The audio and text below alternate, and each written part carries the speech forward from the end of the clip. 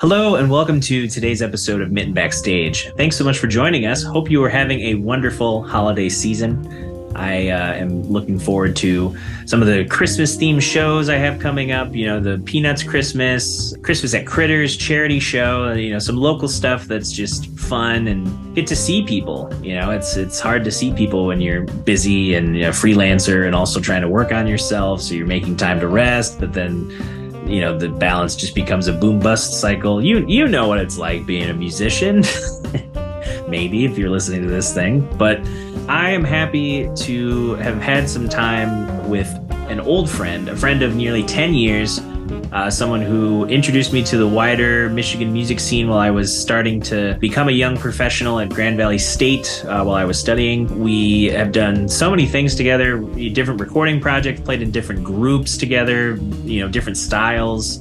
He's a stalwart companion in studying and exploring music, and his name is Brad Fritcher.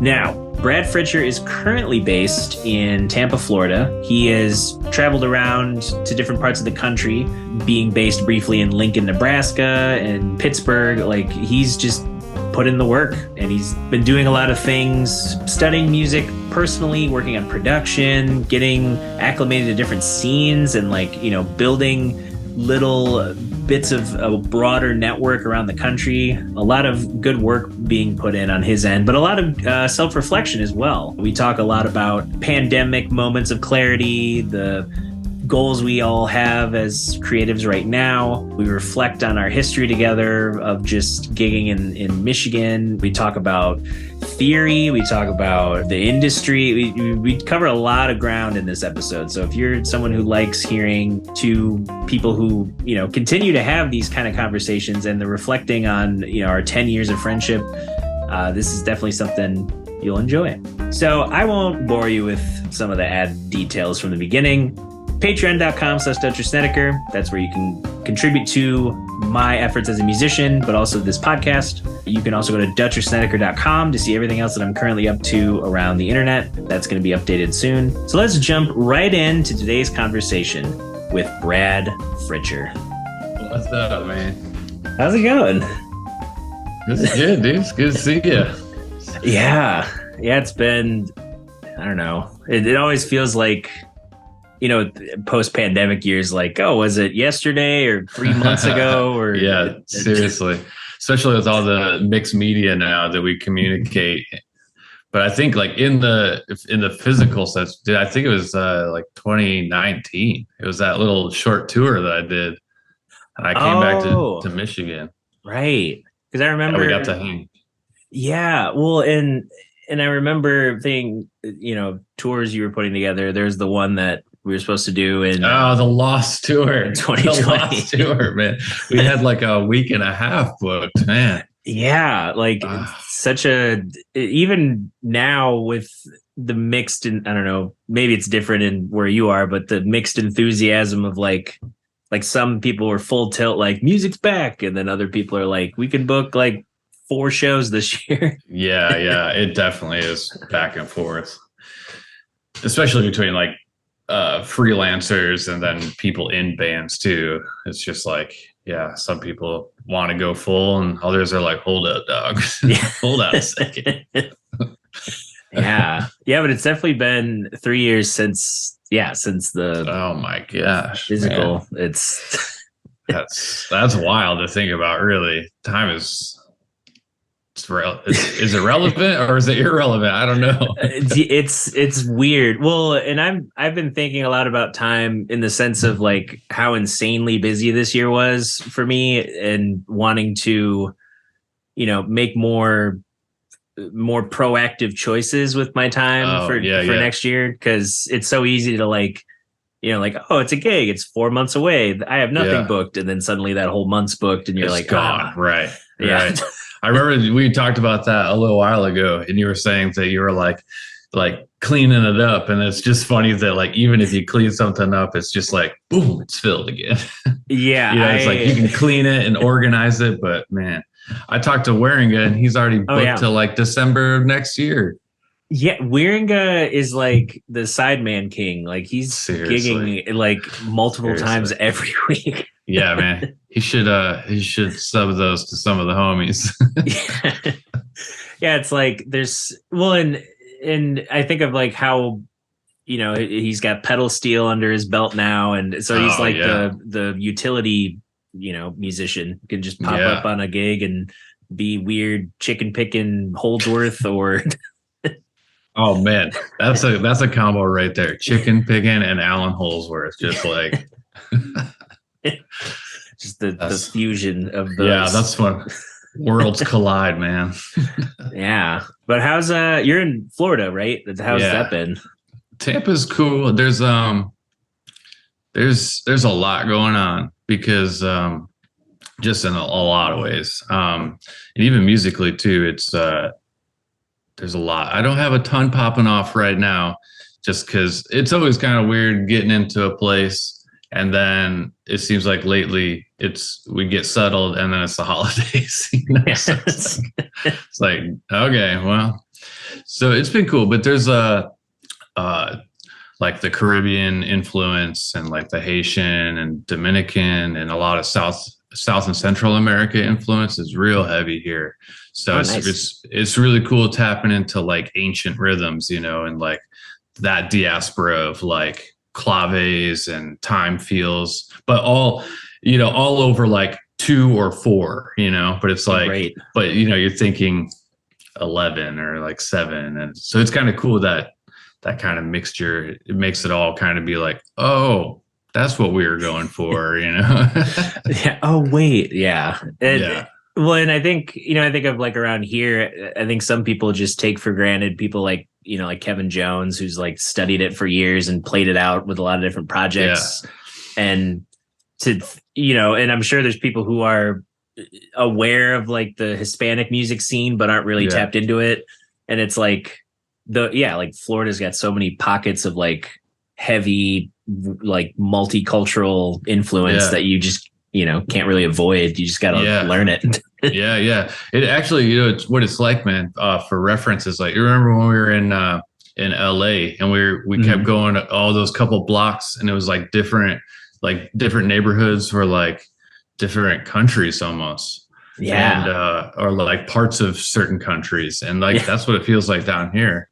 And which is really cool. It's really nice to kind of sink into that, especially like studying like Black American music, but just like world music and like the influence of like, those two cultures kind of melding in the islands. Everyone down here is like, I'm from the islands, so, but that's like all of, Barbados and all of those. I don't know. I should be better about like referencing all the areas and being respectful. But yeah, just the mixture of the two. Yeah, there's right. But like the mixture of like, just rhythm, man, is like, that's enough to just sit on and like process alone. But it's cool.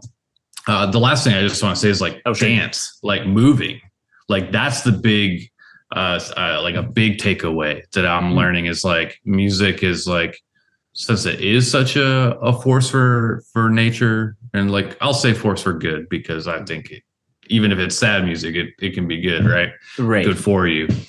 But like, there's something about that movement, and like I get a lot of that just like from talking to people or experiencing, like street music and everything. It's like, man, music's got to move you. If it doesn't make you physically move, I'm not going to say there's something wrong, but you got to kind of reevaluate what you're doing. It's kind of like made me rethink like what I'm like producing or writing or playing even. It's like, am I like, does this have a feel to it? Does it have like a rhythm, or not necessarily like a swing or anything, but just like some type of like movement? It's been heady, man. It's been like changed my whole, like how I write and everything. Yeah. I feel like a lot of the music I was listening to this year was very, like what drew me in was like the rhythmic aspect first. And then like I think of like Lewis Cole's new album, putting out funky stuff. But now that I've had some time with it, it's like the album being called Quality Over Opinion. It's like there's so many hooks and there's so many little nuggets and there's so many like chord phrasings that you're like, wait, what? Or like that's a 3-bar phrase, or that's hip, or like man, his stuff is something else, especially because I don't know, you may have seen it. There's like a clip of him explaining to is it Sam Wilkes, bass player? Oh yeah. Yep. Yeah. He's like explaining, he's like, we'll do like A, B, A, C, C, B, D, and then back to A, and then we're done.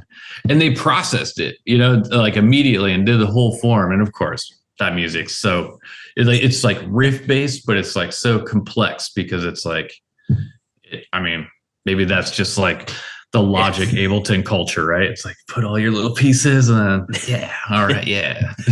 Yeah, I think of like I'm Tight. Like that song is just, kind of one bass line and one drum groove the whole time. But then the way he like sprinkles in different things or, mixes things differently. So it's like, oh, that guitar's back here. But oh yeah, totally. Like, just like making use of space with like a few tools and just some choice layers and then he'll make those super lush, like every synth seems to just cascade into like Tomorrow with how much delay.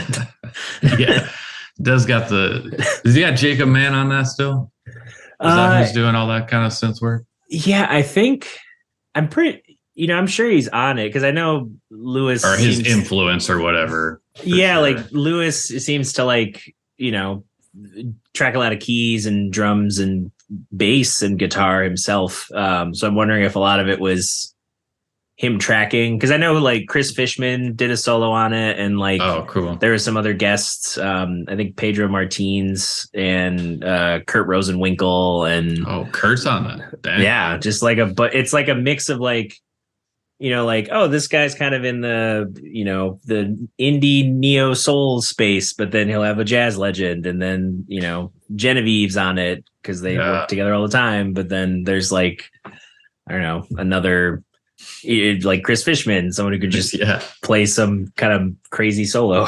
Yeah, man, it's cool stuff. It's definitely inspiring. Super inspiring. Well, those guys are cool though.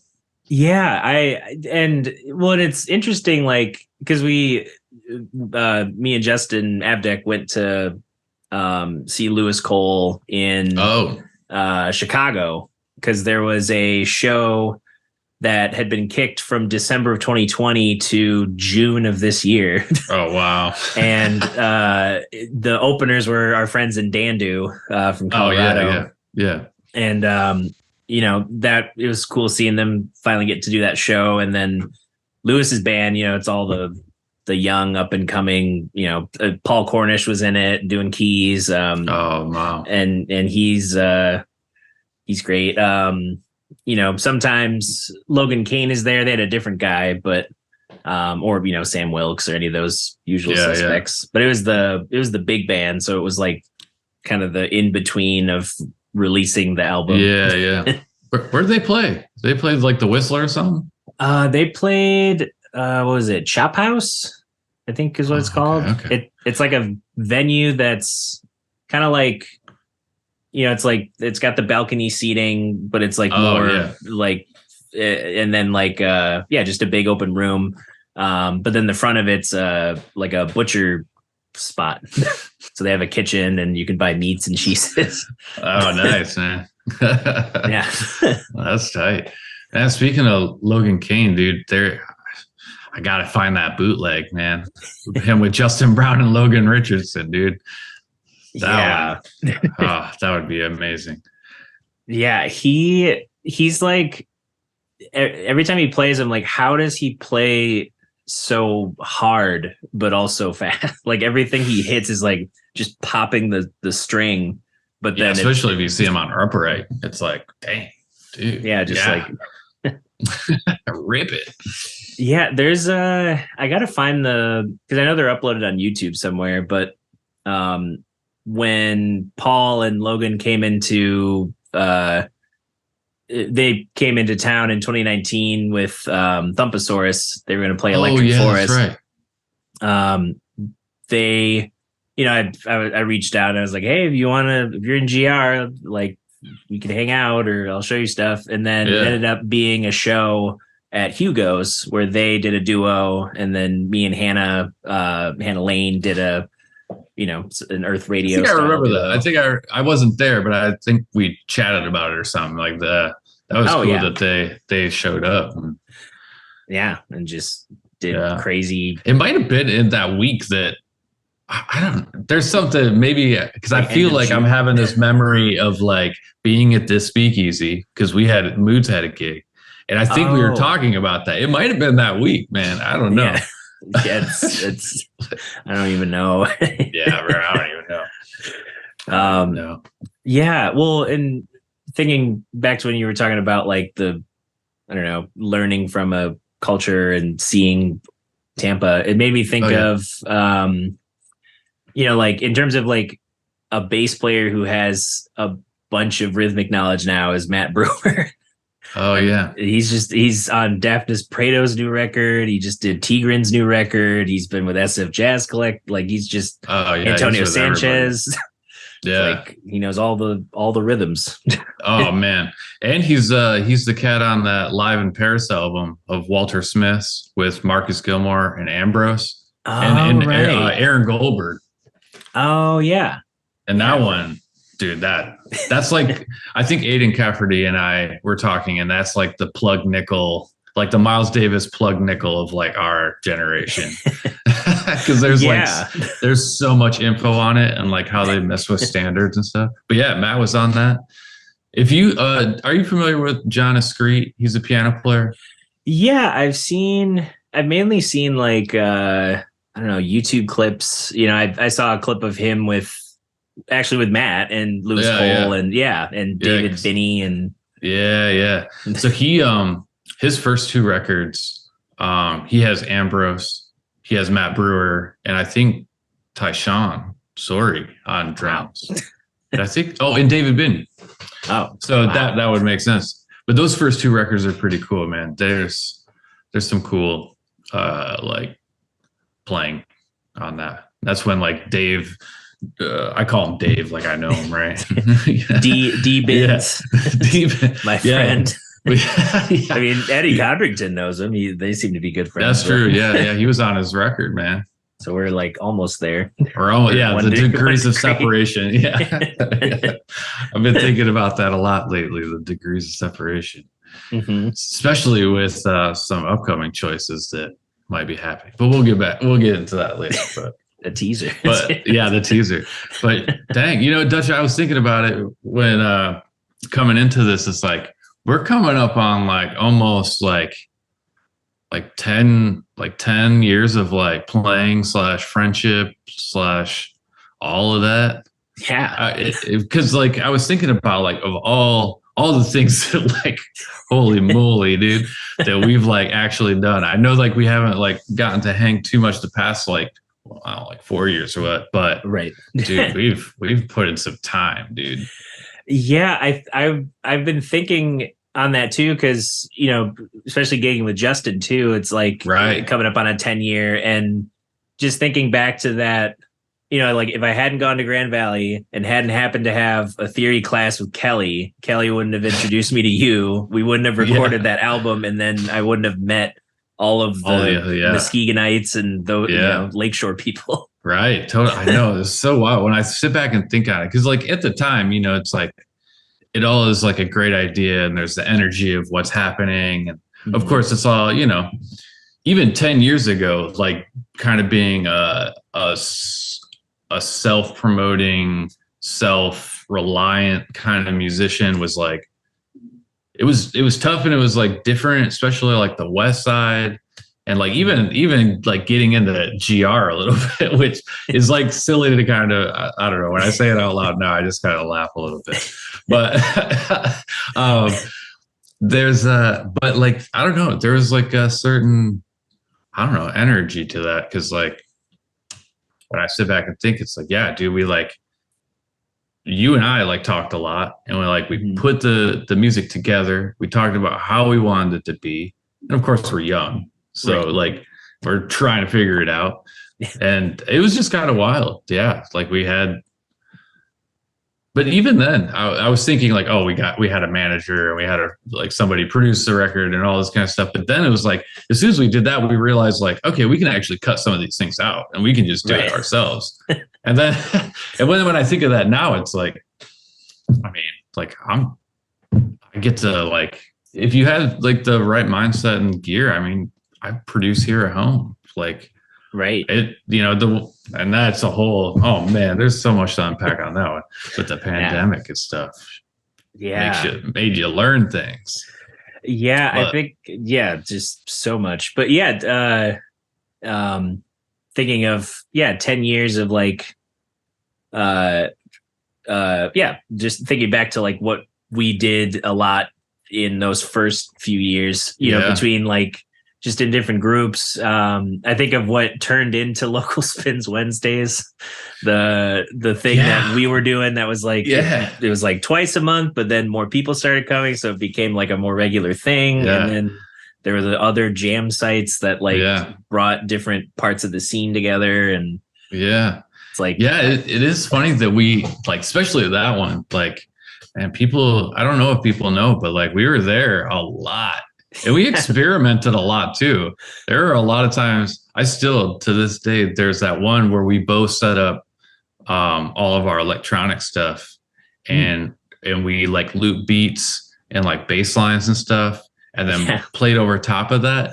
And I still remember, I say that because I think that's one of those lost gigs where you forgot, like one of us forgot to record it. No one took, none of our other friends bootlegged it. Nobody took video.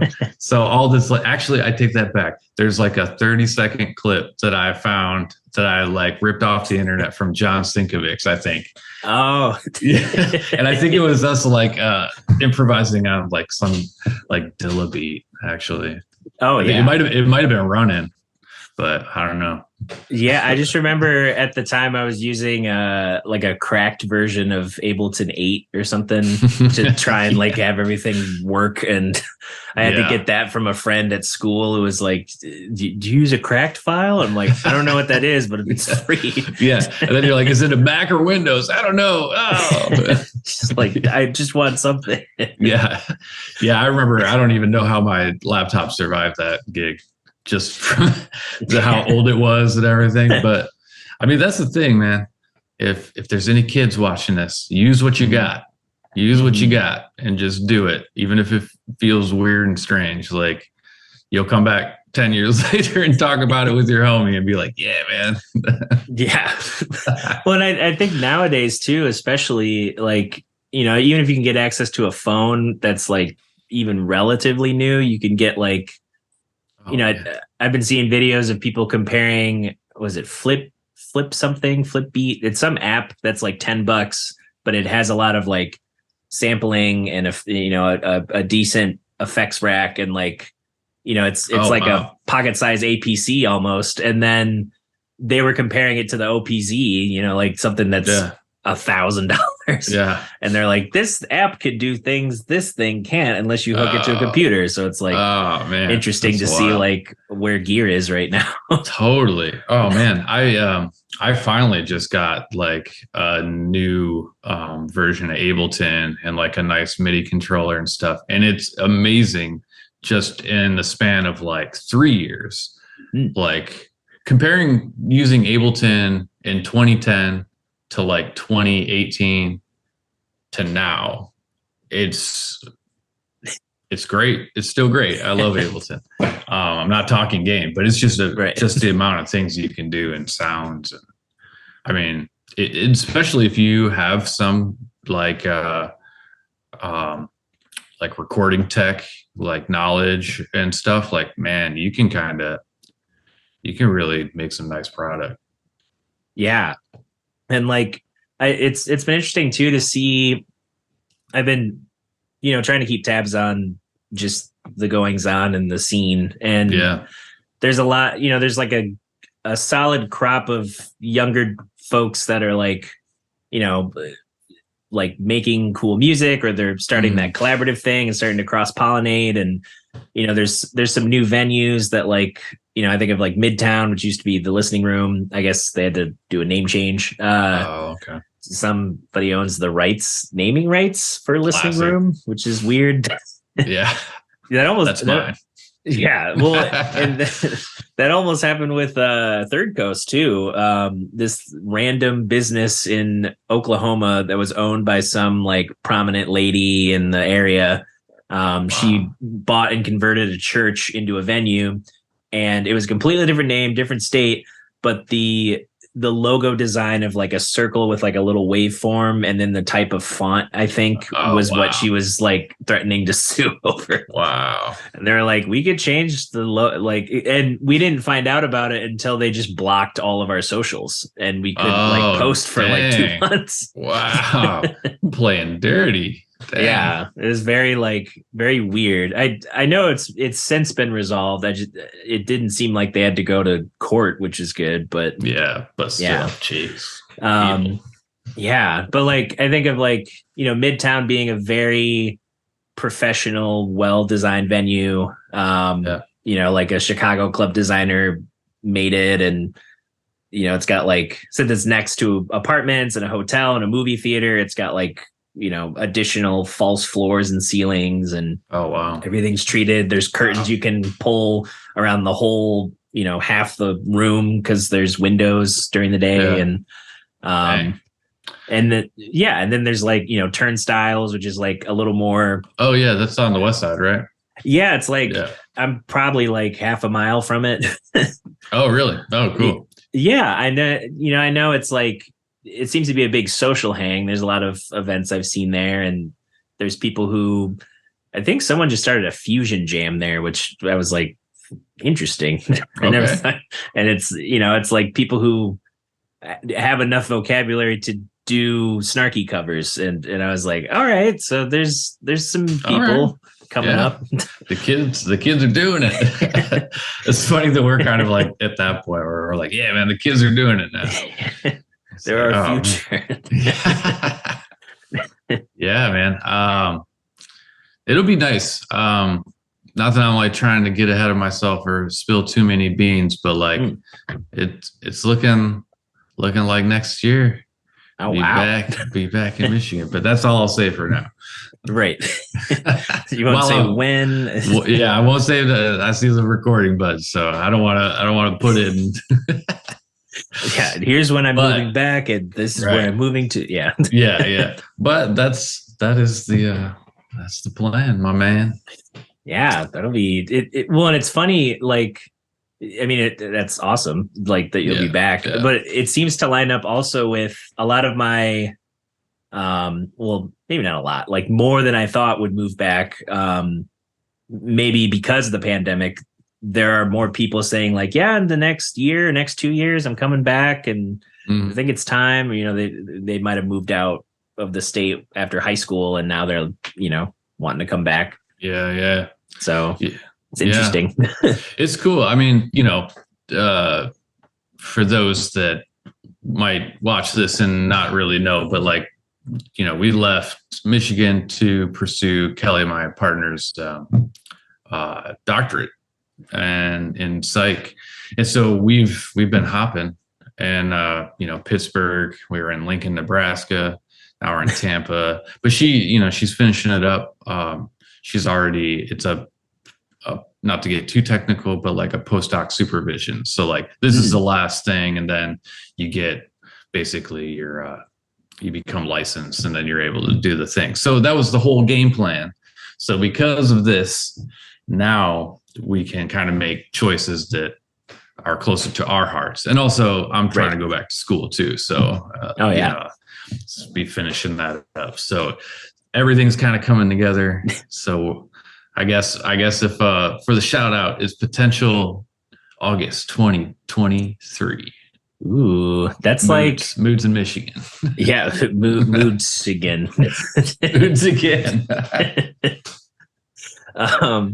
That's like right around the time of I can't remember which weekend, Justin's wedding, because he. Oh, that's right. I forgot he's engaged. Yeah. Congrats. Yeah. He and his partner Hannah, another Hannah, stacking Hannahs that are in stacking it. West Side Hannah. Yeah, it's a popular name. But they just moved into I think it's property that Hannah's family owns, and they're leasing like I think a house and 5 acres for a really good deal. So Nice. they're able to, renovate a farmhouse type thing, and they want to when they host the wedding, they want to build a little stage so they can also, host other types of events in the future. And oh, that's great. That's good thinking. Yeah, and I know they've both been into farming too, so they're getting that worked out. And yeah, I mean, if you can, yeah, totally. Yeah, she came with us partially because of the connection. Because Earth Radio did a trip in October out to Vermont. Yeah. And we, wrote and recorded an album, like a new EP in 8 days. Yeah.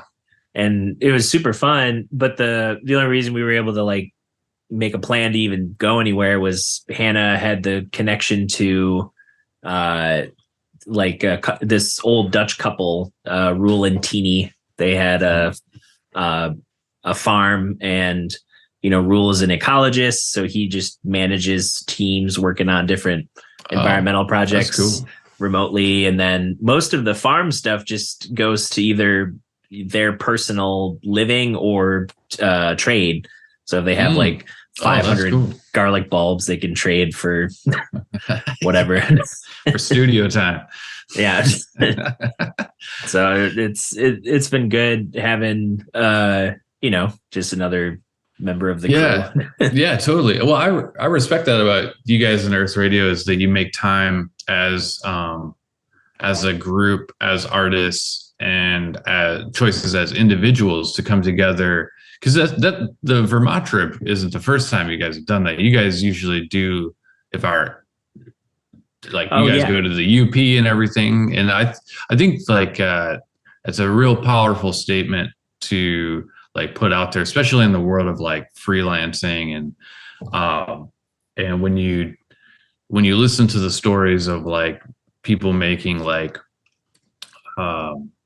really emotive music, it's really cool to see that. Then they'll say that you got to spend time together. I think that's one thing that has been a challenge the past few years, is like you build this trust and kind of ways to communicate, like as a language between people and on and off the bandstand. Yeah. And so it's a real powerful thing. I really found going to Pittsburgh, even though it was a quicker transition to get doing music there than other places. But like that kind of, I think, when you build that, because it's like, I mean, think about our network, man. I mean, just in like Michigan alone, it was crazy. We just had all these people you can hit up and you're close with them. Mm-hmm. You already know, like, but to get back to what I was saying is like, it's really cool to see you guys doing that, because I think like, that just aids in the whole thing. Yeah. I appreciate it. It's definitely taken a lot of work, especially with, like there's that element of like, we're all friends, but then, we've had to like every year learn new ways of working together and making some intentional, like, some trips. Like this summer we went on kind of a camping trip in between Beaver Island Music Fest and then our trip or our dates in the UP. And then, the Vermont trip was kind of a working vacation, and both trips were different. We didn't have David, our new drummer. We didn't have him on the summer one, but we had Madison coming up to the UP. So we got to reconnect with him and then, being able to spend, like a little over a week with David was cool, because most times we only see him on a gig or if we have back to back, or because he lives in Ipsy. But I think it's important also just because how I'm thinking of like all the things I'm having to organize and transition and figure out. Yeah. Man. Like making the intention to, make some sort of commitment instead of just, because ideas could just be, awesome talking points, but then if no one's like, okay, what day or what could, and that's, something I feel Earth Radio is doing a lot better.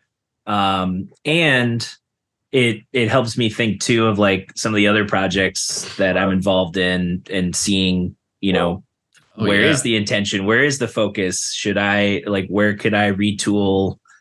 Should I be as focused on this or should I keep that over here and focus on others, reorganizing things. Yeah, no, I feel you. That was kind of like a big kind of step in Pittsburgh for me is because I had to learn the scene, learn to meet people and then communicate and stuff. It was a different style than with everyone, like us. Like we kind of had songs that even if we were trying new stuff, we still had a base level that we could go on a gig. And even if it was just us being we got we'll just improvise on these kind of, I want to say basic forms that we had. Right. I think Lavender and Blue, right? It's that one everybody kind of knew. And it was all right, start with that, and that'll get us somewhere.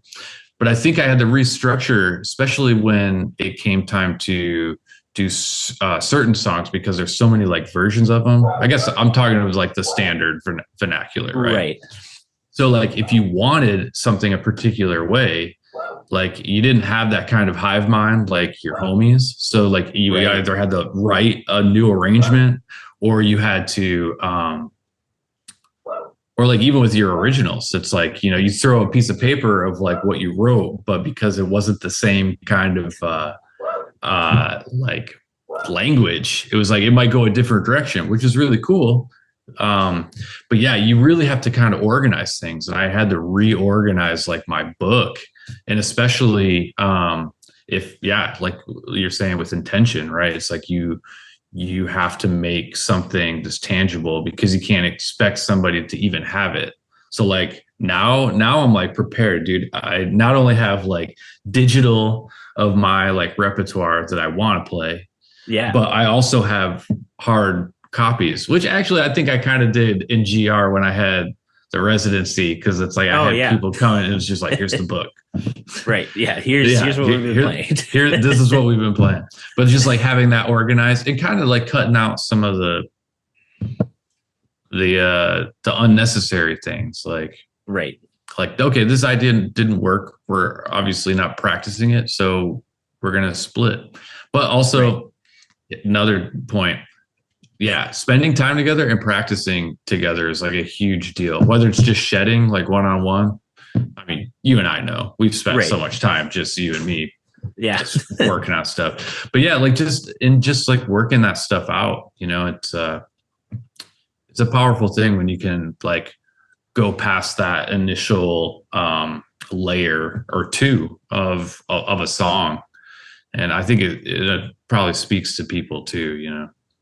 Yeah, and that's something that, thinking of rehearsals, Earth Radio will always have phases just because of our lives and schedules where, we'll have especially before studio stuff, we'll, play it out, shed it, rearrange it, work it out, figure it out. And then even after we recorded it,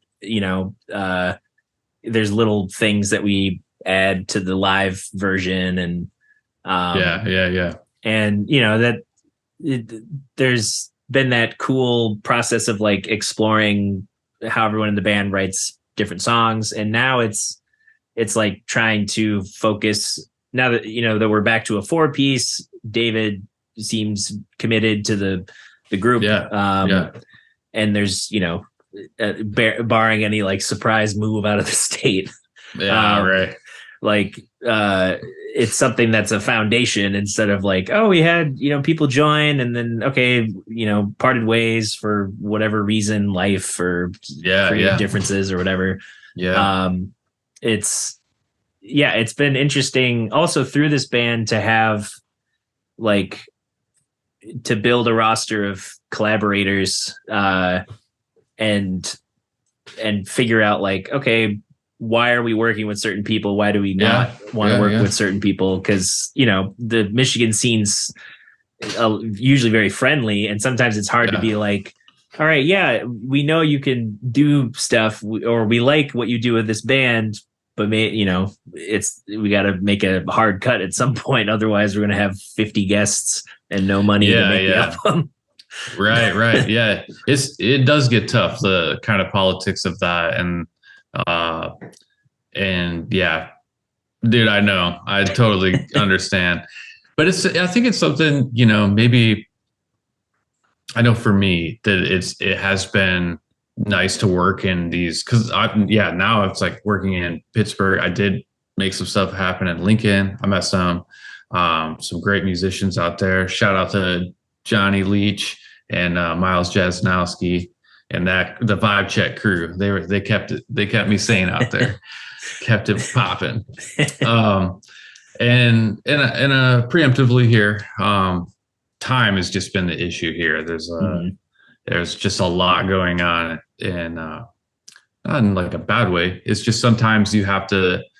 I'm reminded, like, just because you're not performing all the time doesn't make you any more or less of a musician. Like, obviously, I'm shooting for that, but right. Like, I'm in like a producer phase right now. Like, I'm writing a lot that way. I'm making this is like from the very beginning with the rhythmic thing and dance. It's like just trying to write some tangible things that like make sense to people, because I know that I've made choices in the past with music where it's like it's coming from a selfish point, like I'm trying to like do something or prove something or like hammer like this direction, and it's like, but I'm like missing that, like maybe that fertile ground of like that connection between myself, the listener, and all of that.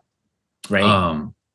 So it's I gotta send that to you. I got some rough drafts that I gotta have you check out. Oh yeah. But because I've been trying to write, one thing that's been helpful in that realm is like, I feel like I'm like getting ahead of myself. I'm like unpacking some stuff, but I've been taking a lot of Chris Johnson's like courses over the past year and a half, and just kind of just like progressions you should know is one of the big ones that I have been that I purchased and I'm like a part of and working on. But like just that, like progressions can be so powerful in a listener standpoint, and not so much that I'm like trying to like, I'm not trying to like get people to like, oh, if I write a hook, I'm going to get people. It's not that way. I'm trying to like use popular progressions the same way that the Black American music canon used a lot of show tunes and like popular tunes. It's like you reimagine these things in a context. Yeah. And it's not that you're like selling out or any of these things. It's like you're using something that can communicate to a large amount of people. But then that's when like your style, your vibe, your knowledge, your language you can address it that way, or like that material, right? Like if you take like a Bieber song and take like the progression, right? And let's say it's just something like 6 5 1 2 5 or something like that, Peaches or yeah, right. It's like, but you could use that because it, and I mean, from all the stuff that we've learned through school and studying and everything, it's like you can recontextualize that and like have it say something else, but you might get some other people that are like, that know that sound, and they'll vibe with it and they'll be like, oh, I wouldn't have thought about it that way or something. Right. Right.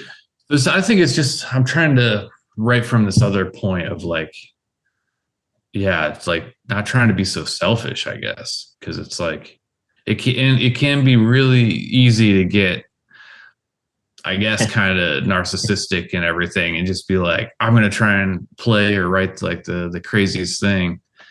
and it's all coming from a good place, I guess. Sometimes, like, I guess if I'm trying to write something real crazy, it's because I heard a story about like one that sticks out is like Ambrose and Walter Smith were always like, yeah, like the music we wrote at this time period was just too hard. I don't even know why we tried to attempt it. And then, it's like, because of that, it's like, well, they wrote it and they still tried. So I guess I got to do the same, but I don't know. Yeah. Maybe it's not me. Maybe it's not my bag. No, well, it makes sense thinking of like, trying not to be narcissistic with it. For me, not so much narcissism, but like getting out of my own way in certain aspects. Because I think a big part of this year is realizing, like, I had been told in previous years, like, oh, you're, a little bit of people pleaser, and I had just been like, okay, yeah, I like to, cut it out, work with people and make them feel good. But then that turned into like, if I had, I was second guessing any grievances I might have, or like, certain kind of conduct on gigs, or like, just thinking like, oh, maybe they just had a bad day, or maybe, but then you think it's like, oh wait, no, this is actually not the first time, or like this, and wanting to reevaluate like more of what I want out of my collaborative partners. Cause I especially feel there's a lot of times where it's like, because of me being fortunate enough to have like, lessons growing up and and doing 6 years of school, like I can supplement a lot of people's, lack of time to build those skills to that quick moment. Right. But then there's a lot of times where things feel crammed into a short time frame. Yeah. Oh yeah. And it's like, I can do it, but I also, it's like, how you ask if I'm dating, and I'm like, no, it's because you just gave me 6 hours of work. Like, and you only gave me a recording. Yeah. You don't have no charts and no nothing, man. Yeah. It's you like, even know what the first chord is? Like, yeah, it's like, because I'm at least being, I just turned 30. So it's like now I feel like I have this good foundation in Grand Rapids, and it's that time to like, especially with Earth Radio trying to branch out, and, the internet, most of the things I watch are just like, yeah, this guy started a thing in his bedroom and now he has a studio, or now he still does it in his bedroom, but he's able to do this, or, this 25-year-old from Wisconsin just gets paid to truck camp and wherever he wants to ice fish or whatever. And you're like, man, like how? Yeah, like, right. How do you get there? What is this? Choose your own adventure. Like that's what seems what it's like nowadays. Seriously. Yeah, man. It is. Yeah, the I guess I'm gonna say it. The bombardment of all that, even though they're like really cool and feel good stories and all that kind of stuff. It is kind of tough to like manage all of that constantly being around, especially when you're working so hard to like, even just like kind of like give yourself some care and like, some space to grow and process things. And I don't know, maybe those are like temptations, or I don't know what they are, but they're cool. Yeah. They're cool. I'm not talking smack. I think it's just for me, sometimes it can be a lot to like process all the time.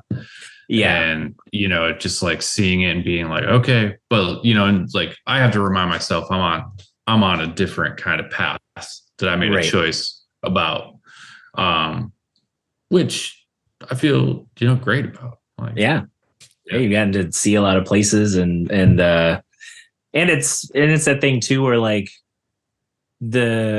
any conventions in music are just like, they're gone. Like there's no, like, you're going to get found by some guy in a club in the middle of nowhere. It's like all that stuff has changed now. Yeah. It's like, you're going to be pitching your art to, among thousands of other people from all around the world to, a few sources all kind of lumped into 6 companies. Like, yeah, seriously. And then, on the indie level, it's like, you gotta, you could be the Galen Bundy who's like super talented, makes a lot of videos with, he's getting into modular synth now. So he's, chaining a lot of companies' products together and making videos.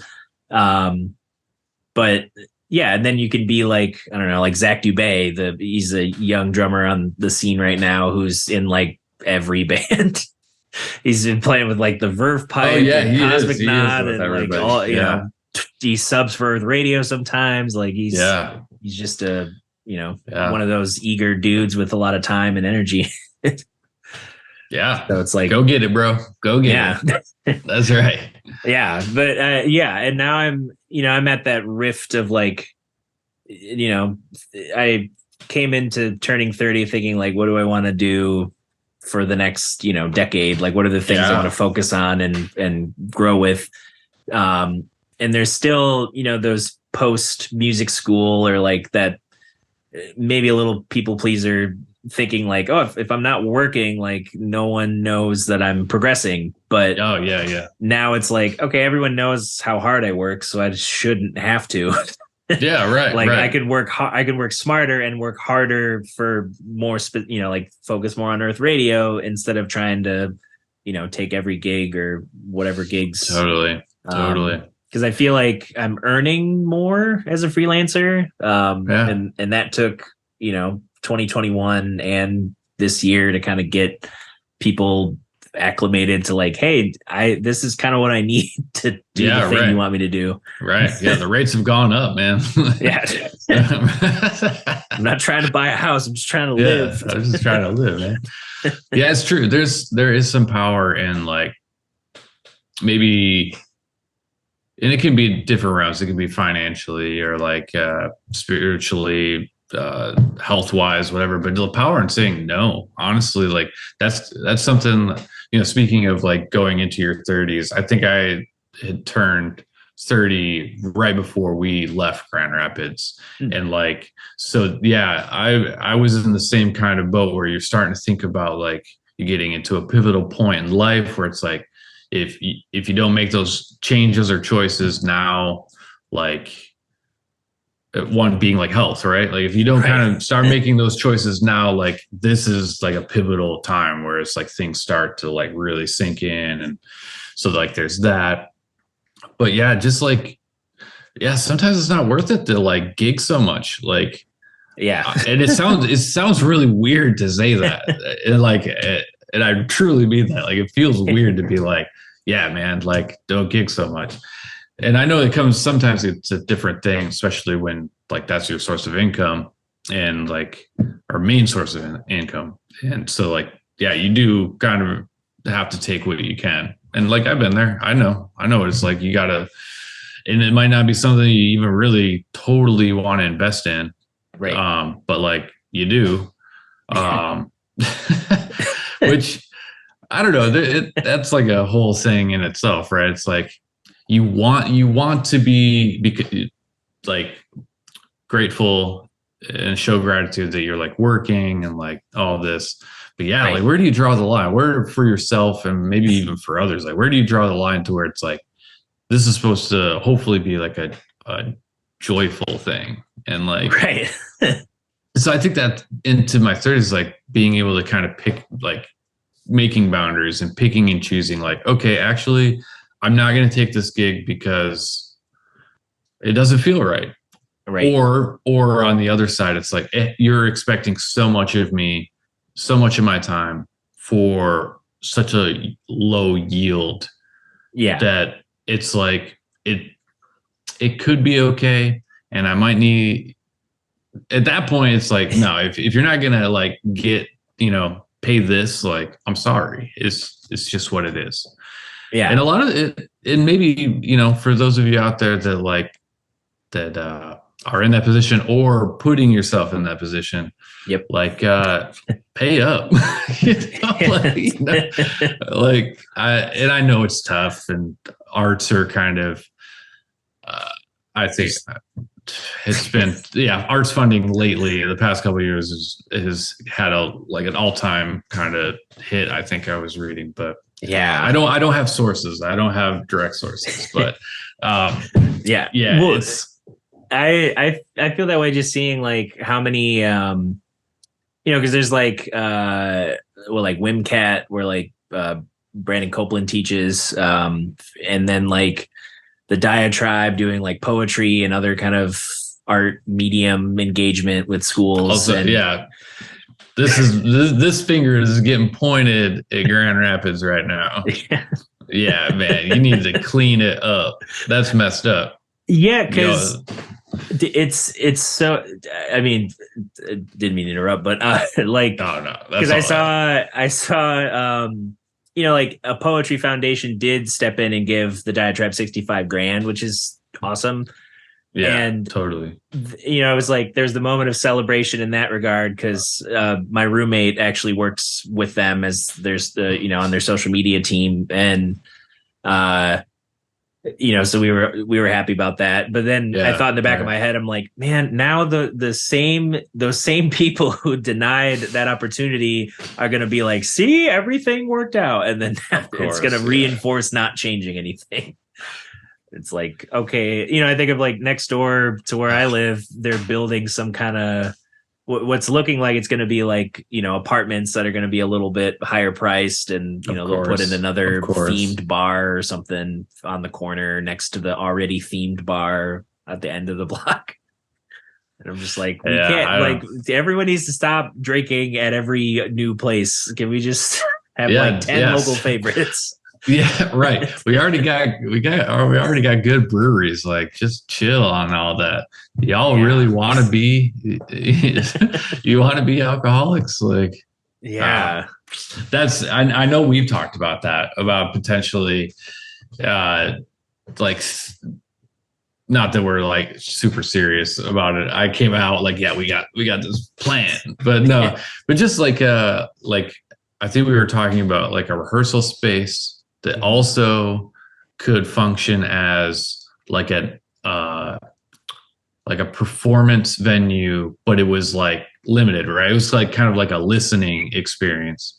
Mm-hmm. But then instead of going the other route, I think we had talked about doing like a non-alcoholic bar or something, like maybe CBD infused, but then there's a lot of other directions in that way that you could go and not have to like go into the realm of alcohol. And maybe I don't know, maybe that's like something that some of the the innovators and stuff, or maybe or other people like us in the scene or something, that kind of like maybe kind of can promote that kind of stuff. Because I don't know, maybe it's just getting older or something, but you kind of just see it. It's like I don't personally want to be working bars the rest of my life. No, you know what I'm saying? And I feel like you're kind of there because you're like getting out of that scene and everything. But like, if the musicians were put there for so long and taken advantage of from that perspective, that it's like, maybe we gotta aim. I was going to say something about the union, but then I don't want to get into the musician union and that kind of stuff.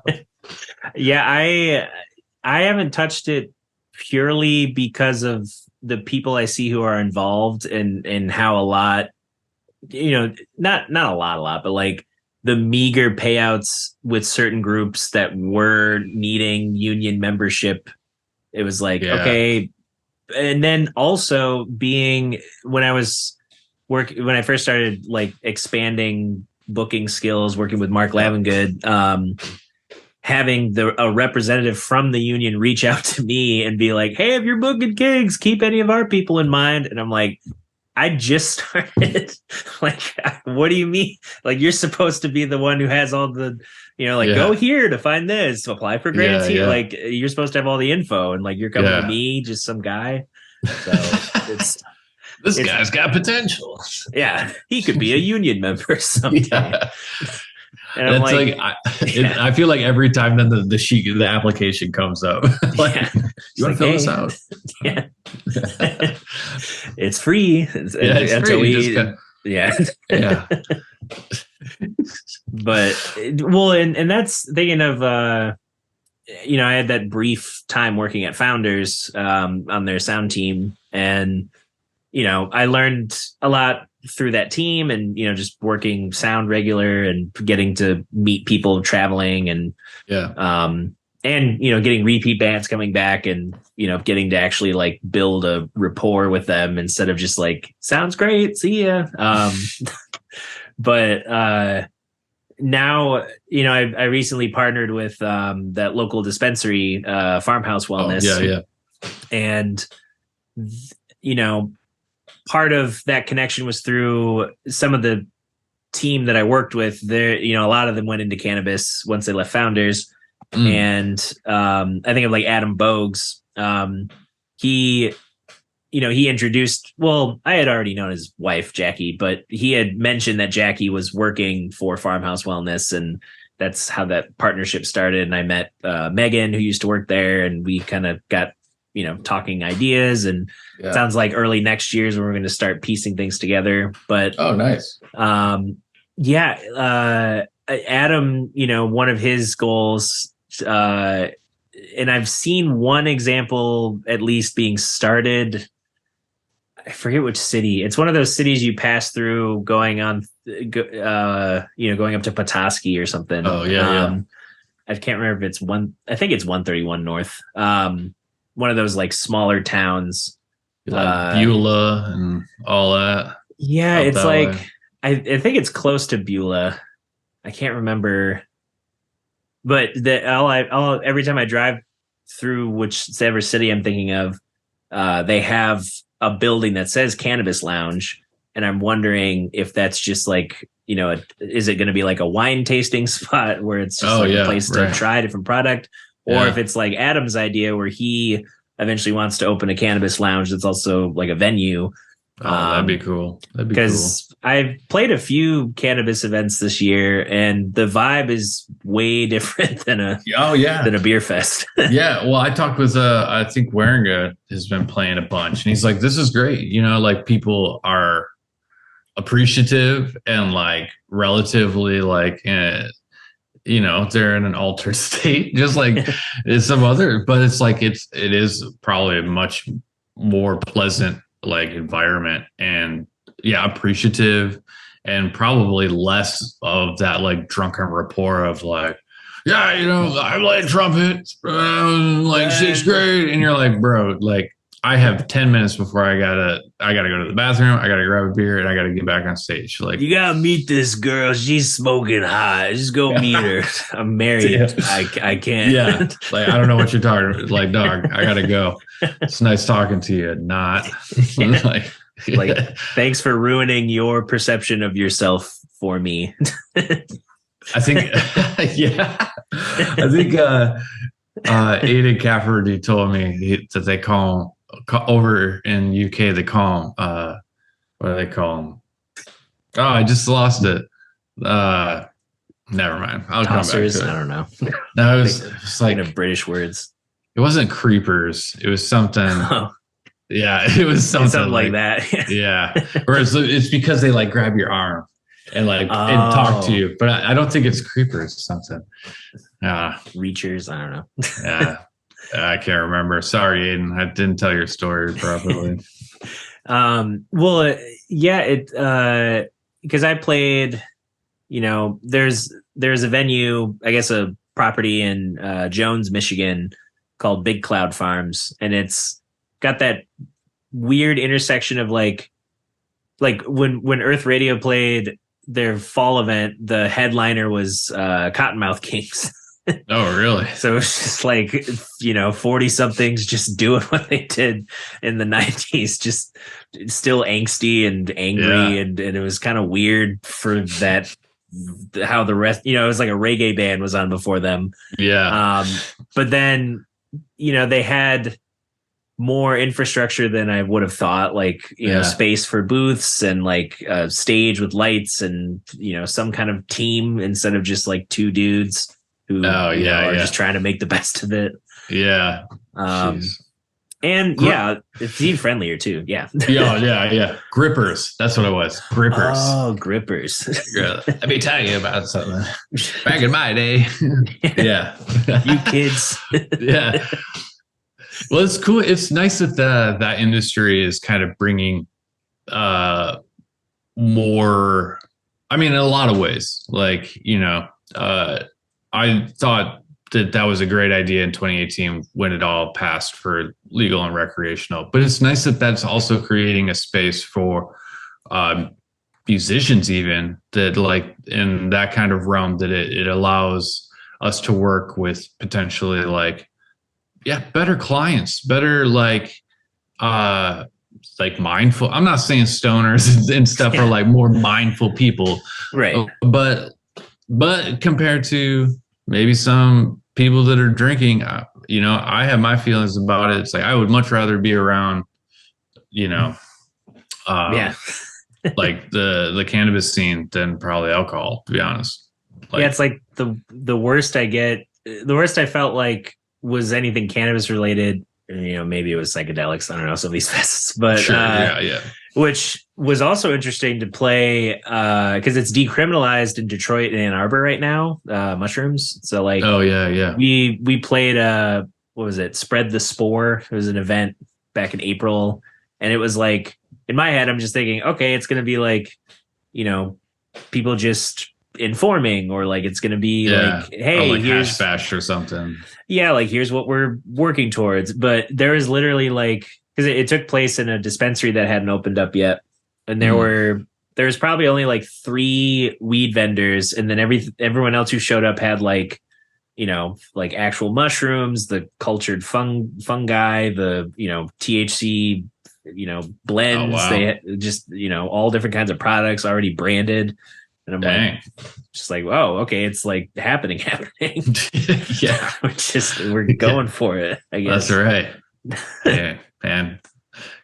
That's why I just like to see, the progression of what's happening in Michigan. It seems like there's some younger, just, I don't know, more progressive things, and not making it that it's like, oh, the Democrats are doing that, but it is nice to see that, like, there's some more influence. A lot of local and state agencies are kind of getting more inclusive. I mean, there's a pretty wide variety of culture in Michigan, and I think it's cool that that's being looked at, utilized, and thought about. And especially, it's a great state. I mean, Kelly and I are like huge ambassadors. We've been telling everybody the greatness about Michigan this whole time we've been away. We're like, don't, this place is cool, but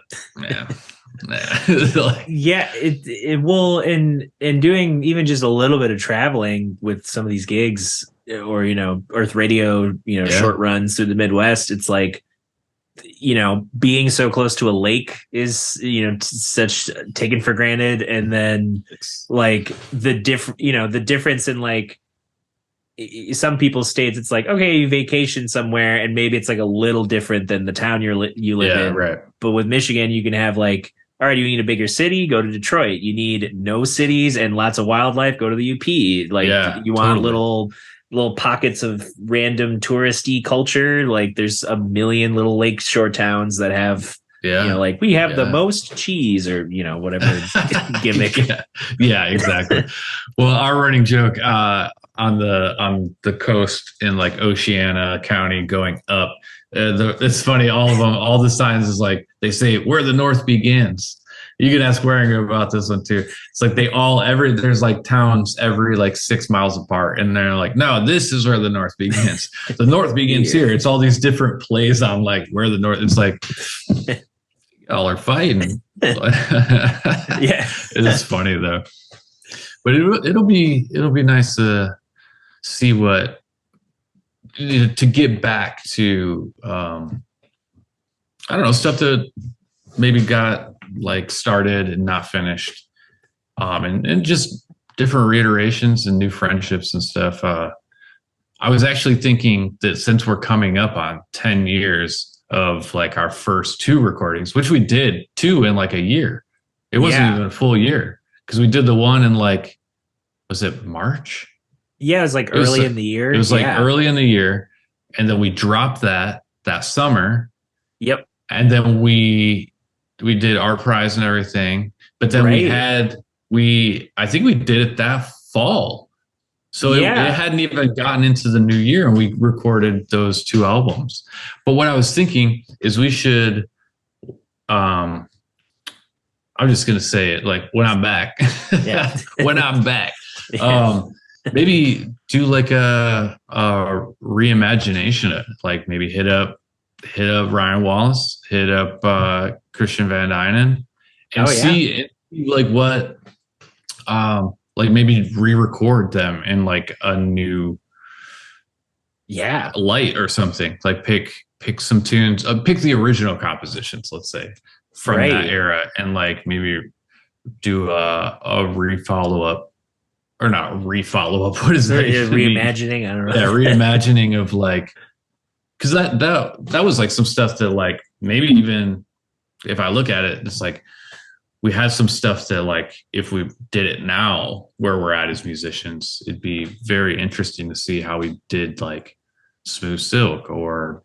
like Must Have Forgotten or Foolin' or Clay's. Like there's just like, because Clay's got crazy at the end there, because we started doing it with like, we took it from a ballad to like this kind of indie, like, I don't know, it was something. That was just cool though. I listened to that bootleg a while ago. I was like, oh yeah, man, we were really pushing that one. Yeah. But that might be a cool idea. Yeah. Well, and I think about it too, like, different trajectories. Like, I know I actually used to live like 2 blocks from Christian for like 4 years. Oh, so really? I just seeing what he's been up to. And I know like Molly Bausma Schultz is gigging out again, and he's playing with her, right? Yeah. So I saw him, like, he was at Harvest Gathering Music Fest this year, and nice. So he's like reintegrating himself more into being performing more. But he's also gotten into like the pop production side, like just for fun at his house, and other random projects. And Ryan's got the whole he's like orchestra teacher. Orchestra teacher by day, and then the Pain Divine is death metal band. At night. I was catching Christian stuff. He was always when we were doing the Plus Trois, like he was always he's just he is a really good musician, and he can play a ton of instruments, and he sounds great. He always did sound great. It's just, it's tough when we're young, he's like trying to figure stuff out. I think we all like by the time that like that group kind of fizzed, and then I created Moods. It was just, by that point, I think we just, I don't know, we're just doing, everybody's doing different things. Like, and one, I think too, like, having the kids, like, just get a lot of focus on them, and totally. And like it's interesting to like come back to a thing, and with new perspective, and have, like I think of like some of the playing I've done this year at the Old Goat, having this residency. Just like being able to try out more concepts, improve on certain techniques. I'm getting more comfortable with certain inner voice moving, and using augmented stuff, and trying, I think the 2 things I'm trying to, broadly think about from, the Jacob Collier colorful school of every music thing you could ever want. He, what was it? The, juxtaposing 2 key centers in a way that, like he used, I think in a masterclass, like superimposing E major over C, and then like, okay, what notes are in that combination of a scale? And it's like, okay, the sharp 11, cool. the sharp 5, the sharp 5, right? But then it lets you the major 7, all these things. That's cool. And then you just kind of naturally start to play around, like, okay, I have 2 notes that can resolve to the 5th. The note I start the scale on is the 3rd of C, so that it's like you have all these more bridging paths to like improvise around. Totally. Yeah. It like makes augmented like stick like that as like a clear choice. And then even from there, just like resolving like an augmented sound to like a G major. Yeah. Easy. Like, man. Yeah. Actually, at that point, it's like the G bebop scale at that point, because you have the flat and natural 7. Yeah. You start to like Yes. realize that's one thing I've realized is like you can like in that, thinking of E against C or like putting scales against each other. Yeah. You get these opportunities that don't just apply to the root or just to one, instance. Like, you think of, and harmonically spelled out, you've got, the altered dominant or all these other these other it's more personal. Yeah, right. Yeah, it's interesting. I've been trying to like put it together, because it's like when you get to that point where you can like quickly kind of like think of things and figure them out, right? Like, I mean, you and I in a matter of seconds would just like see it. You were just like, oh yeah, it's this. It's like, but like if you put that time in and like understand it that way, it's funny how it opens up so many like doors. I think that's like a big epiphany that I've had the past, like, well, I guess during the pandemic, when just like kind of sticking it out and like finishing a degree, but also like just diving deeper into like harmony and theory and stuff, that it just like, I mean, what a G minor is in its own key compared to, or you start to see it in all these other keys, and like you're saying, and harmonically it might be something else, but if you can get it to the point where that one thing is that, like, just the functionality is like, it makes when Pat Booth says all you need is the major scale, it starts to make sense a little bit. Right. You make little tweaks or resolve certain ways, and then right. You just have all the other things. Man, which is whew, that has opened some doors for sure. Yeah. Well, and then the other one was like, it's something I might need to just like, I don't know, arrange around the idea just to practice it. But Jacob does this a lot with Fix You, the Coldplay song, where he'll use pivot notes to go to unrelated keys and purely to just have certain, like, it feels like a lift, but he went down, or he wanted this verse thematically raising it up, a third is going to do this for the mood of the chorus or something. And I'm like, I watched that whole, him and Chris Thiele had a concert together at Blue Note, and it was like, watching two like real-time dissertations complementing each other. Oh man.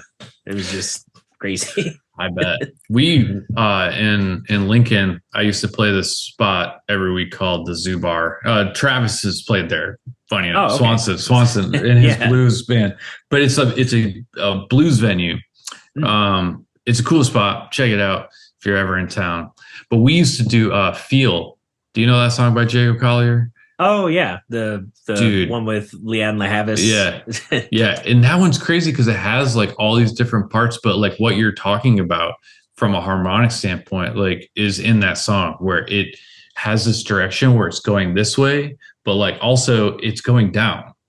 Yeah. It's so interesting when you're like looking at these like certain parts where it is kind of doing this like thing. Yeah, it can really, man, it blows your mind. Blows your mind. Well, and it reminded me of, because I moved to this spot like earlier in the summer, and when I was packing up things, I found like an old, because I still have all those, like, whether it's Blue Lake or Aquinas' Jazz Camp, I have those folders from those summers. Oh yeah. And there was one, I think it was the first year I went to Aquinas' Jazz Camp, when I was in the theory class. Jason Palmer was teaching. Oh yeah. And he was talking about similar things, back then, like one concept that was written out was the pentatonic sandwich. You just put two pentatonics together and see like how it relates to what you're playing or the tune or what you can phrase with, what happens when you put A flat against C or, Yeah. And then the other one was practicing contrary, like if it was a descending harmonic line, you'd ascend and then reverse. So it's like practicing different ways of weaving in and out of things that weren't linear. Or I guess parallel, but whatever it is. Chris Johnson does that in his courses where with just using the circle of fifths or something and just like, it's like you build vertically, but you might be moving like stepwise down by like fifths, but like you're building harmonically upwards. So you get this like you're going up, but you're going down at the same time. But you're also moving horizontal, horizontals, like which is it's crazy. Like the vehicle that stuff, that kind of motion that naturally happens, that if you just use that at certain points in your music, it can really like propel it and like not only affect the band performing, but like the audience too. I mean, we've been there where like you just like, I still to this day remember my going away show at the Speakeasy when we had like everybody on the stage for the third set.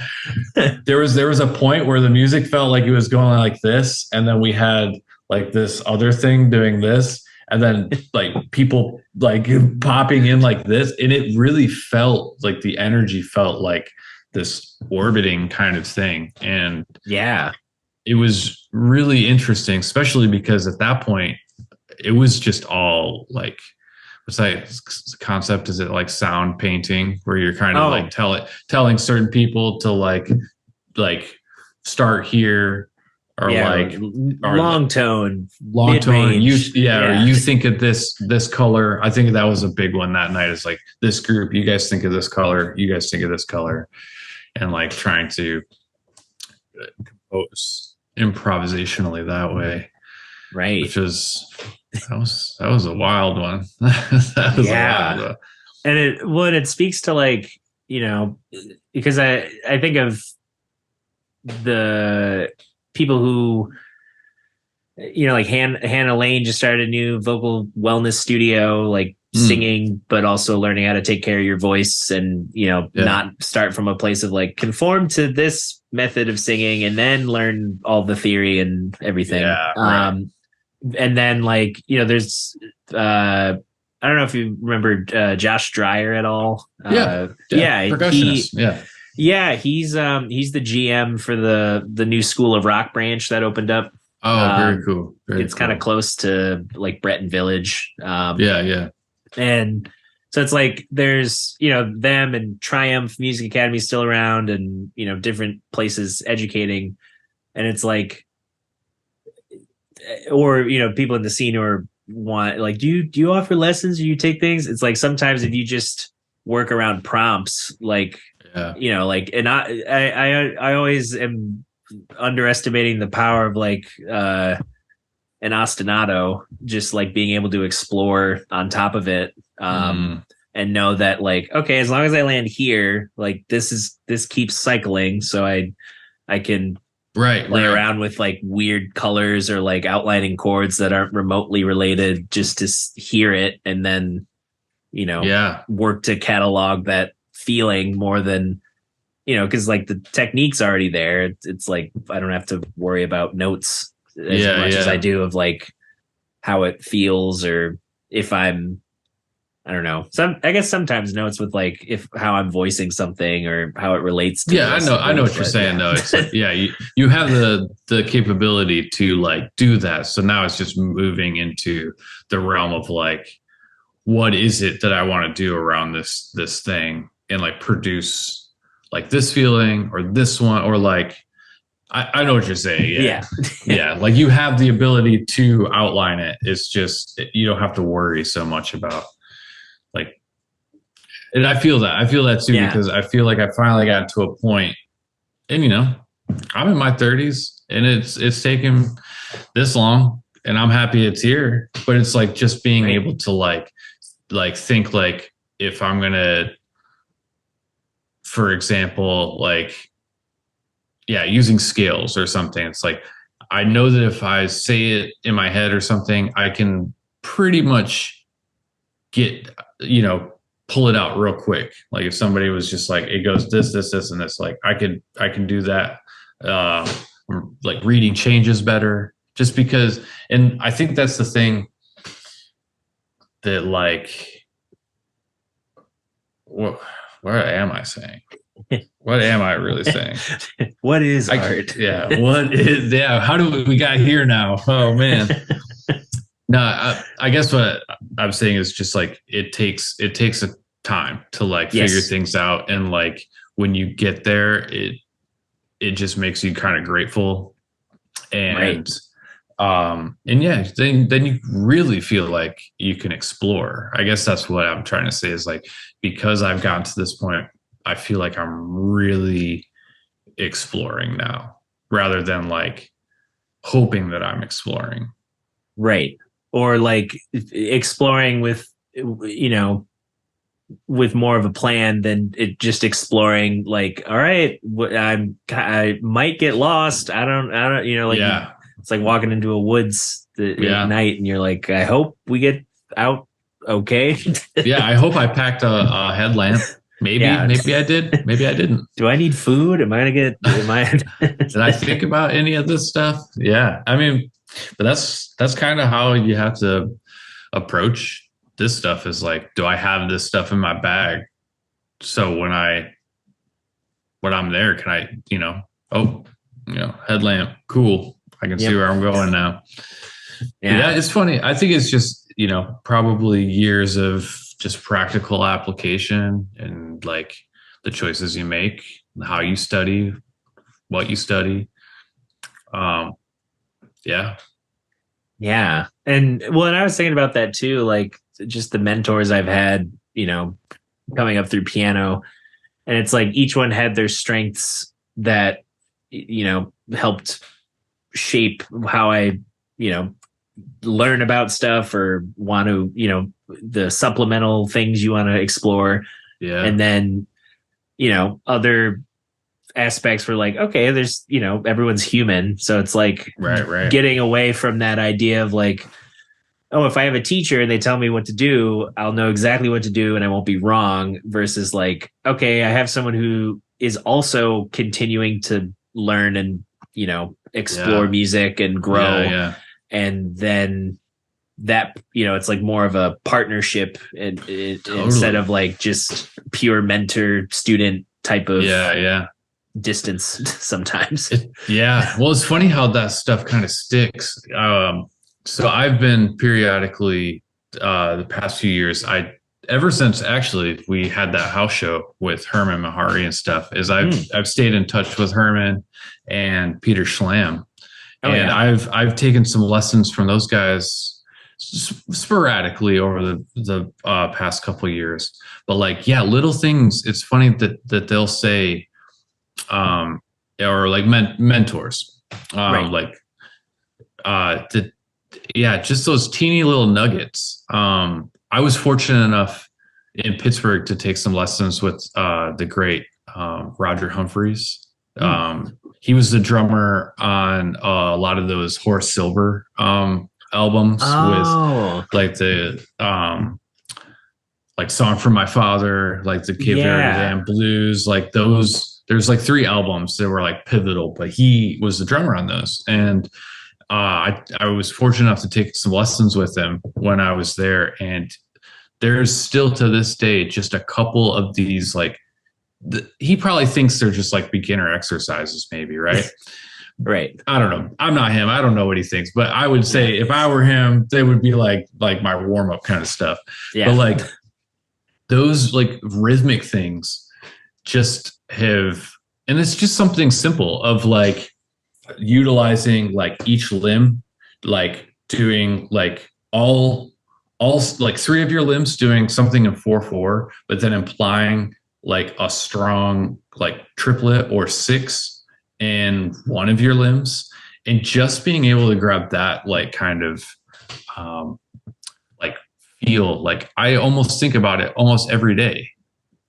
And like, I mean, but it's cool because I think what you were getting at is like, you don't necessarily like, because you're studying with these people, it's not like everything they say, like you have to like mimic that and that's going to solve the problem.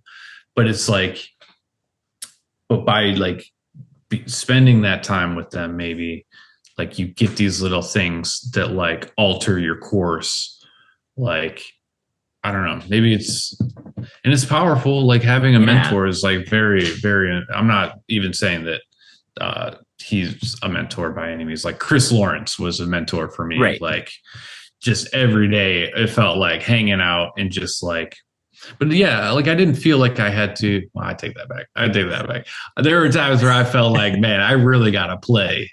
And like, if I can get this, like, you know, because Chris he had those 2-5-1s down, man. Yeah. You can do anything over them. So it's like, man, if I don't get this, I'm not going to sound good. But, but yeah,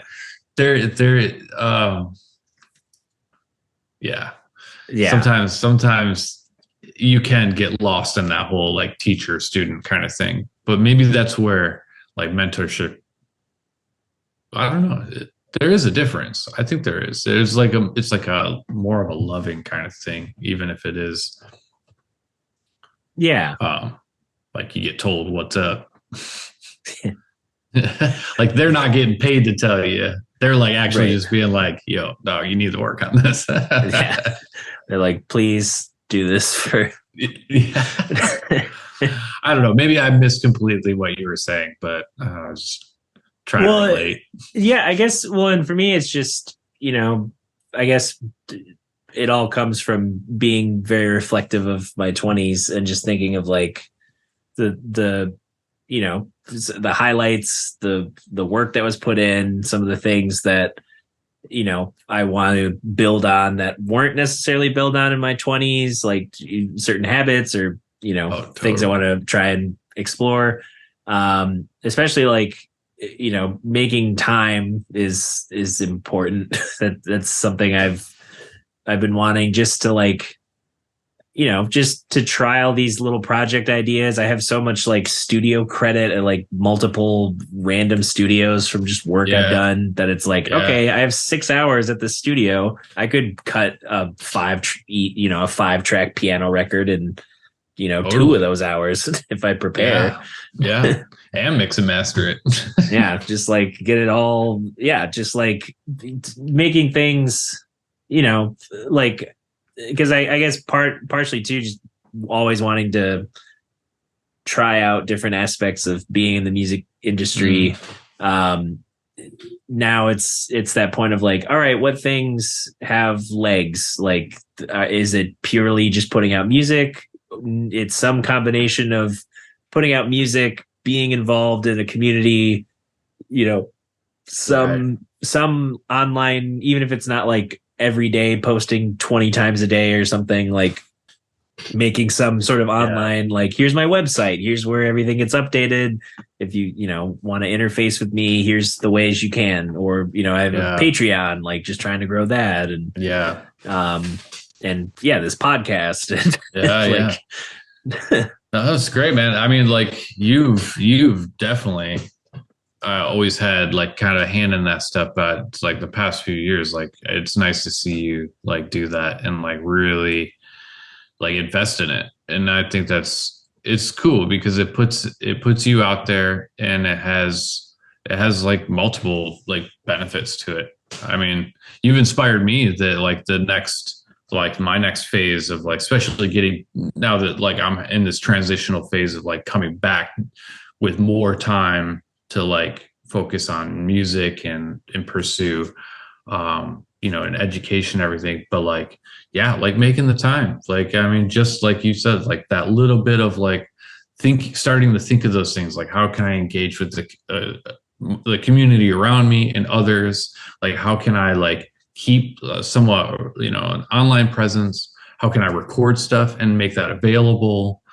How can I perform? These are all things that I'm like, with coming back to Michigan, it's like, how can I reinvest myself to myself, but also, like the community and like my friends and the people that have invested in me over the years. And it seems to me like things are moving in a really good direction. Sorry, I didn't mean to make it about me, but like you have been a great source of inspiration over that, of just like all the things that you continue to do, man. Oh, thanks. Yeah, it's feelings mutual. Just like seeing you traveling, and I think of like, it's daunting enough to just like go into a new city and then be like, all right, here we go. And then you got to do that two more times. Dude, it's been tough. That's why I was a little reluctant at first to be like, oh yeah, man, things are happening in Tampa. Cause it's got my name on a marquee. I own 30% of the city now. It's wild. In 2 months. It's crazy. Yeah, the zoning laws are weird here. I own like 3 stadiums. Yeah, because it is. It's like you have to do, there's a lot of research. I've been very fortunate enough to tap into certain scenes and like meet some phenomenal musicians. Obviously, I spent a lot more time at Pittsburgh because we were there. So I had a lot more time to like invest in things and meet people. But like, yeah, it's a double-edged sword, right? Like it makes me feel good that like I've been able to like make things happen, like as a grassroots kind of thing. Like I've been able to go places and make some things happen. They're not necessarily permanent, but they're I feel like they're things that like I can maybe tap into later and like hit people up and like have those connections and circles and stuff. Yeah, it takes a lot of time and effort just because you got to find out where it's happening. Yeah. And a lot of times you show up to things and like for you or like your style or whatever, like it's not happening. Right. And like, sometimes you get opportunities to like go and do some more like corporate things, which are great. Yep. Or you have to go like the real creative route, like the avant-garde, or you do what a lot of people do and you go to like sessions and like there's a whole like thing to that, right, of like etiquette and like getting to play and feeling people out and everything. And so I mean sometimes it's a game of chance, like your skills speak for themselves when you get the opportunity, but it's like you can't go in heavy and be like, yo, I can do this, or like let's shed this. And they're like, whoa, Diane, like you're coming in hot. Like you want to be like that.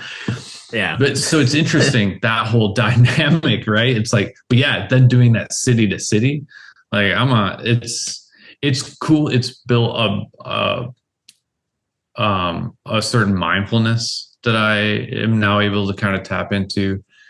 But it is one of those, it's tough, man. It's like you build meaningful relationships, but it's also like you end up kind of walking away from them. and it's tough.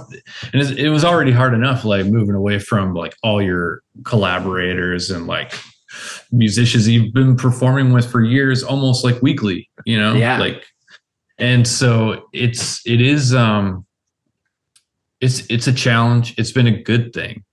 Right. But it's certainly, it does demand a lot. So it's like you almost have to, if you get too deflated by it, that's where it's like you almost have to like, you got to just keep it going. It's that whole like just keeping the momentum. Like that's why it's like study, like learn some other things, pick up your instrument, like practice, like all these things, like those things, because then you'll be ready for when that next thing does come, like, cause I know like when I get back home, like I'm going to have to hit the ground running. Like I can't expect anybody to be like, just handing me anything. So it's like, I need to like prepare myself to come back as like a better asset, a better musician, a better, businessman, a better friend, a better, like all Right. these things, just coming back and and trying to, uplift myself to maybe a higher standard than when I left. Right. And yeah, and that should always, I feel like that is always the goal, is like making some kind of progress. And maybe that's why, I think of like just the things that are, like, the whole thing we talked about earlier with the Kent County Commission, like just these very blatant examples of like, oh, because of like the smallest amount of people who have a concentration of power in some measure, because they don't want to, upset their voting base, or they don't want to upset their donors, or the people who, butter their bread and make their, sixth yacht possible. Like, it's like it's like seeing these institutions that are lacking progress because of the systems in place that make progress harder and make stagnation way better for the people in those current positions. Because I feel like there's certain jobs where you get to a position of power or authority, and then you're able to delegate so many things to the point where you're just removed from your workforce. You're removed from any community aspect other than the people that make the same income bracket as you. And and it's like trying to, I think of some of the gigs I've played that were corporate recently, or some of these weddings where it's like, how much money did they spend on on the plating, or on the decor, or on the rental of a whole resort area or something? Like, it's like, those types of people are throwing all these little private parties all the time. Like, it's not just, if, this person got married, I think in like 2021, I had 2 weddings. Both of them were, one was kind of at a hotel outdoors, it was still COVID, and one was like at a private house. And I saw the bride and groom from the first wedding at the next wedding. And I was like, oh, so y'all are just throwing a bunch of parties every couple months all year without having to like really think about it. Oh man. And I'm like, meanwhile, my whole industry is like way different. Like completely different. Yeah, it's not, it kind of, it's that feeling of like, I don't know if you saw like Trump put out the NFT line he's hawking right now. He's like, he did like a trailer that was all cinematic. It was like, big announcement. And then it was like NFTs. And I'm like, of course he's like, after FTX just like had, Sam Bankman-Fried's gonna probably go to jail. It's like $8 billion or something. And then he's like, guys, I still need some of that. Oh my gosh. It's like, I think of that way with some of the, not even that much older than us in terms of generations of musicians, with them being like, man, you got to make sure you got a good press kit. And I'm like, oh, dude, I know. Yeah, like that's good. But do you know anything else? Yeah, right. Like, I appreciate that tip. I've heard it 1,000 times. I keep editing and re-edit, like these are all good, but we're in a, Jason Derulo got a second wind on TikTok, and how does that work? Like, what does that mean? Right. Or like the classic where it's like, you think you got to have like a business card. Like some of the old cats still, I'd be like, you got to get a business card. It's like, no, man. Like, I spent it all. No. Yeah. The closest I've gotten, I've had business cards before. Oh yeah. When I was at Grand Valley, but I got one of those, and I still need to edit the landing page, but I have one of the tap one. Yeah, the Tappy brand. So I want to try using that a little bit more, but I think only now because of the last 2 years, older folks now know how to use QR codes. They're like, that's like at the restaurant I couldn't eat indoors at. It's like, yep, same thing. It's just a thing that connects you to information that you can take a picture of. Is this where your menu's at? Yeah. All I see are these little squares. It's like you have to look at the prompt on your phone. Your phone will do it for you. Yeah. It's like just meet me halfway. This is easier than me having to explain the 30 things I do that you don't care about. Like, yeah, seriously. It's like when people ask me what I do at the Old Goat sometimes, and it's like, oh, you great music. Are you around town? And then I list what I do, and they're like, oh, and just oh, I know, man. Classic. Like, thank you. Yeah. Man, we'll probably be dealing with that one for probably a while still. Oh, man. Every now and again, you get into those spaces where, like, you know, every now and again, a wedding will have like the aunt that's like a different vibe than the rest of their family. And it's like, okay, this isn't what you want to actually do. What do you want to do? And I'm like, thank you for noticing. Wow. Yeah. We can actually have a conversation. Yeah. Thank you for reading between the lines of, like, you know, I'm showing up and playing well doesn't mean I'm enjoying most of it. Right. So thankful to have a gig. Yeah. Yeah. I love playing piano, man. Yeah, I love it. It's my favorite song because it's got the two things you're looking at hammered right now is a man and a piano. and then no one listens to the song. It's like, yeah, it's about a guy at a dead end bar watching everyone else live their lives and progress while he's still there. It's like, I don't want to be that dude at like Mojo's or something. Yeah. Just like, oh man. Like making, you know, probably decent money, but like, you know, every few seconds someone throws a 5 at you and is like, levitating. I'm like, all right. Yeah. I don't want that. Want that. No. It's and well, and I think too of like, you know,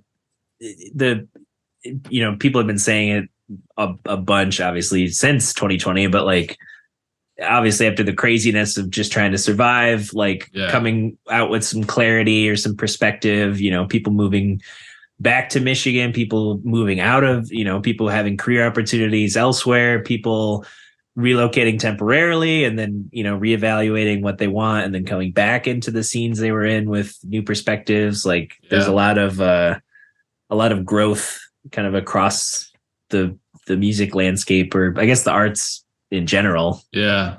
Which is cool to see.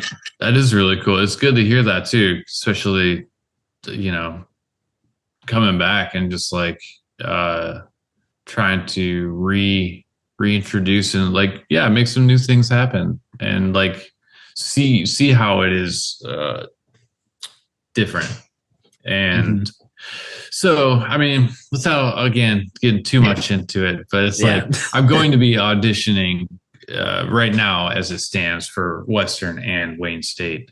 Oh, nice. And so it's just kind of seeing like there's a lot to balance out, and I won't get into it because it's a lot to like just for pros and cons of both. And there's some other things still like in the works that I just won't know about until after the new year. So it's like, there's a lot going on to get me, you know, back, but even just having those two options already, it's like, wow. Like 2 different sides, 2 different demographics, even though there is a little bit more of a cross-pollination, it's still kind of closed off, right? In a sense, it's like the East and West side thing, like hopefully we'll get there at some point where maybe the economy is doing better or something to where, you know, it's not so hard for the East side to be inclusive to other things. And like, I respect that they take care of their own. Like I totally get it, but it would be nice to have that kind of link. And that's, I think is always something that's, definitely is coming up now between like where to study and like, I mean, it's a big thing. It's like, do I go this route where I can like pick right back up with the homies and like still, you know, like have a relative awareness of things, or do I go into like another realm where it's like I got some homies, but it's not like the same kind of network, or it'd be like, you know, breaking in a sense. But it's like yeah, so it's like that's a big one to like really balance right now. Obviously there's more to it. Like, I'm married to a young professional, and like my choices are going to be on par with like her choices too, as like somebody that is going in the professional realm. Like, it's not like, we have to think of those things, and that's just the reality of it. It's not that it's that's just the reality of like getting older and like having careers and professions and the choices that you go from there. So yeah, but it is it comes down to that, like where, what to do. It's like tough. And especially hearing that there's like, younger musicians on the West Side, and like just like the timing of everything. So it's tough. I'm trying to be very balanced right now with my response of like not trying to put any hints out there to some of the universities or anything, but just let me in your school. Yeah. But it does feel nice to already have 2 acceptances to schools, not their music programs per se. I still have to audition in like January, February, but it's cool. It makes me feel like, hey, I can like almost comfortably say like, hey, August 2023, man, like be back. It's like, it's different. Yeah, back in stock. Yeah, well, and that is a thing, like, the cultures of different parts of the state. It's like there is some crosstalk sometimes. I think of like last year I had that residency at the Listening Room, where it was 2 nights a week, every week from like March until I think June, end of June. Yeah, that was a good residency that you had. Yeah, it was really fun. And then being able to grow Normal Mode with Ian and Nathan Coles, and getting to do the trio with John Muir Cotton and Madison, like 2 very different, sets of vocabulary and styles. And but then getting to hear, I hadn't heard John play and since he subbed randomly in Benjamin James's band. I remember that gig. Yeah, because we played shorts for the competition. Yeah, just like, and now, seeing him be in every band, from Lansing over, like he's got the East Side on lockdown. Yeah, for sure. And then, I think at the top of this year, I did kind of in, a 2-week span, I did one gig with Alon Sullivan, and that was like, it was with Aiden and David Ward, who I hadn't really played jazz with at that point. I had only heard Earth Radio stuff. But like that quartet and hearing more East Side, that kind of vibe. And just different repertoire and playing some cool songs. And then with what is his name? I just remember his Instagram handle, Wavy Lou. I think it's Lou Williams the third. Oh yeah, drummer. Yeah. Like, hearing him play, and then granted we couldn't do the exact kind of gig we wanted to do because he had to find a bass sub last minute, but it was still like hearing another player or 2 other players I hadn't played with, and then getting to kind of be that anchor point for them as a performer in the area. But then also getting to hear, all the stuff that they're playing. Totally. And I mean, I feel like every time we link up with someone from Detroit or on the East Side in general, there's that, like, we need to make an effort of like, bring your group over here and I'll come over there and figure something out. Totally. Yeah. That's kind of like where it's at, is just like, do I, because Detroit has such a legacy in music, not only in the fields we're talking, just in general. And it's like, do I take this opportunity to like get closer to that, and like closer to like the Black American musical canon? And like, can I use this as a way to like bring the homies like there, but still working that, or like, do I like, even if I get into the realm of like studying, I know like Western has like real like deep composition, and like that's also something that I've been like really pursuing the past few years, is just like writing a ton. Most of it now that I'm doing live and whatever is all composition. And I know that a lot of like before, like I would have some, but like I know like in the beginning we relied heavily on a lot of your compositions, which was probably great for you to like be experimenting in these ways and like having them out. But yeah, it's tough, man. It's going to be a really tough choice. I think. I think it's going to be really tough. yeah. It's definitely not the easiest decision, and both scenes have their strengths and things everyone's trying to work on. Sure. But yeah, it's tough, but it's like I also have nice connections on the West Side that like I obviously have, like Travis Swanson, Andy Samowski, there's just like a lot, and I know there's new players too, like that's just that I would like to spend time around. Like I was talking with Ian actually not too long ago, and he like I've been wanting to work with him, so it's just kind of that's where it's like tough, it's like you see all these things and just like how are we going to do it? What's the next phase? And it's like it's that thing too where like there's things you can think about doing, and then getting into this space, it's like maybe there's like, well, there probably will be like moments of like, okay, I wanted to come in doing this and I'm still going to do that, but I have to tweak it to fit this scene or this vibe just to get the players or whatever obstacle. But I guess that's also what we do as musicians. We always got to figure it out. It's like no one's going to tell us explicitly, some people give us folksy wisdom or a quote or a vibe check, or I don't know.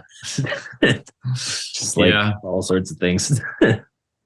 But this, it sounds like there's some nice things happening, and that's what really is kind of nice and refreshing to hear. Yeah, everybody relatively doing well and all of that. So that's always a plus, big plus. Yeah. Well, whenever if it's August 2023, we're looking forward to it. Oh yeah, bro. You betcha. Yeah. Well, I know you're not, you're focusing on different things. I don't know if you wanted to plug anything or do any. This conversation's been awesome. We've been everywhere, dude. Yeah, and well, in the back of my head, I'm thinking, I don't know if you know Mackenzie Mattis. They go by Mak Mattis now. I don't know if I do. Maybe passing. Yeah, they were it was either the year after or 2 years after me graduating from Grand Valley, but they're helping me with I'm paying them, but with editing. So in the back of my head, I'm like, okay, I don't want like too long of a thing, but it's good conversation and it's been so long. So right. Yeah, but you'll have to hard cut wrap up. That's all. And see you. No, it is. Yeah, thanks for having me on. I guess some plugs. I guess just like I'm going to be releasing a new album probably in 2023. I'm titling it "Moving Around." And it's it's kind of all these kind of compositions, or like just kind of like dealing with that, with like they're all from different points. Like there's some where it's stuff that all bootlegs, where I've taken material from bootlegs from my time, let's say like 2015 to 2018, when I was doing all that recording of all these shows.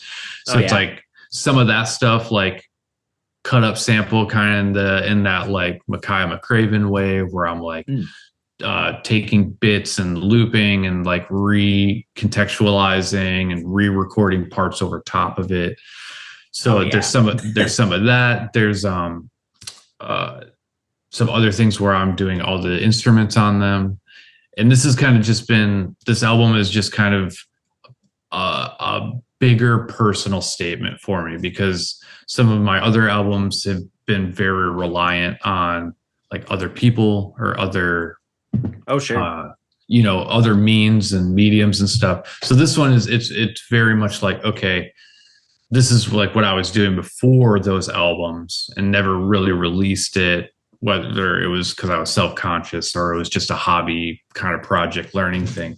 But this is, 2023, moving around. I'm excited to release this one.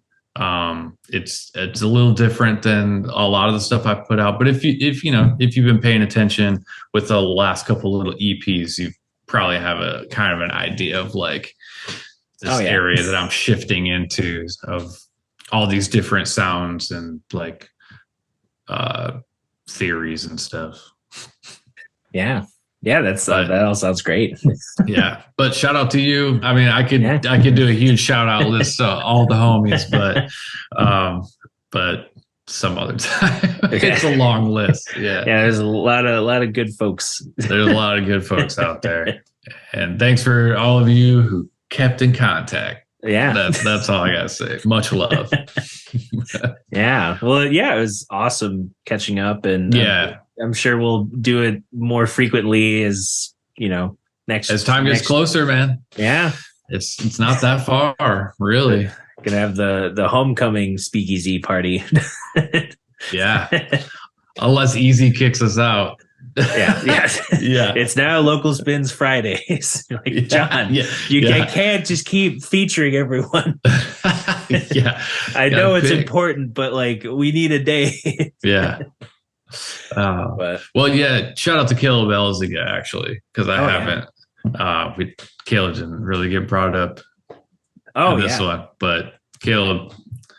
Shit, that's what I'm saying. I can't I can't start saying names, because then I'll miss somebody and it'll be like, oh no, I didn't mean it, man. Love all of you. I'm actually seeing Caleb. We're doing that, Peanuts Christmas thing on Wednesday, doing some of those numbers with normal mode. So that'll be fun. Very cool. That'll be a lot of fun. We'll hope the week goes well and the holidays are at least chill. Ditto, man. Make sure you spend some time with family and friends, and try not to get too caught up in all this, because the holidays, man, every year. I luckily am not gigging on New Year's Eve or New Year's Day, and then I'll have like a good chunk of like after the 23rd until, January 2nd, I'll have a little gig, but pretty much until I start the musical again, I have a lot of time to work with. So I'm gonna good. See people. Good for you, man. Well, I'll also let you know when this goes up and all that. It'll come out and I'll tag and all that. And all right. All the things. All the things. Click this, try this, listen, watch it. But awesome. And say hi to Kelly too. I'll grab her real quick. She'll probably love to say hi. 1 second. Kelly, come out. Dutch wants to say hi.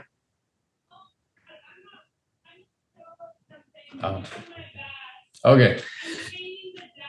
Oh, she's painting some furniture. She's deep into kind of doing like refinishing and rehabbing and stuff. So she's doing that, but she sends her love. Okay. Great to see you. I get this room is peach and I want it to not be peach very soon. So.